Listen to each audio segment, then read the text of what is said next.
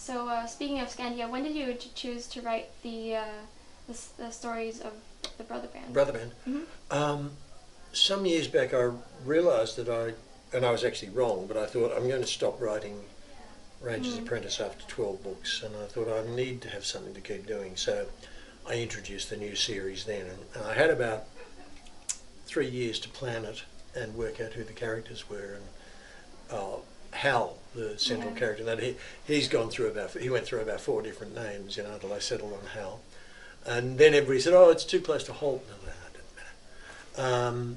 So that was why I started doing that, and that series seems to have been very popular here in Denmark, I guess, because this is where the Vikings came from. It's popular in other countries, but it seems to be more popular here, which I'm very pleased with.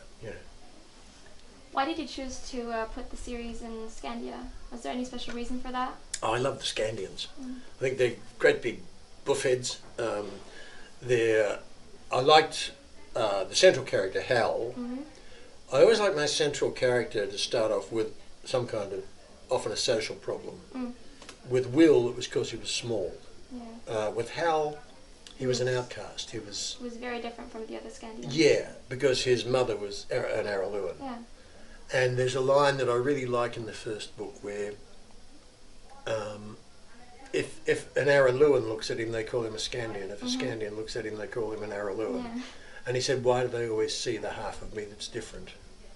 Why don't they ever recognise the half that's the same?" So he had that problem, and so did, that first book was called The Outcasts. I don't know whether that was true in Denmark. They were all outcasts. They were rejects. And that related as well to a thing that I think a lot of kids have had happen when you're in the playground in school and somebody said, "Let's get up a game of football or basketball," and they choose teams. And there are always people left out. And they were the herons. They were the leftovers, Are all your characters based on people you've met, or is it just... Most of them are. That group, the herons are pretty well original. But in Skøgen's Lurling, a lot of the main characters are based on people I knew. Skøgen was my 6th grade teacher. Will, of course, is based on my son.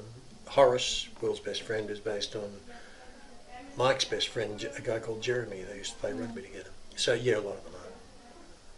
It's a good way to create characters.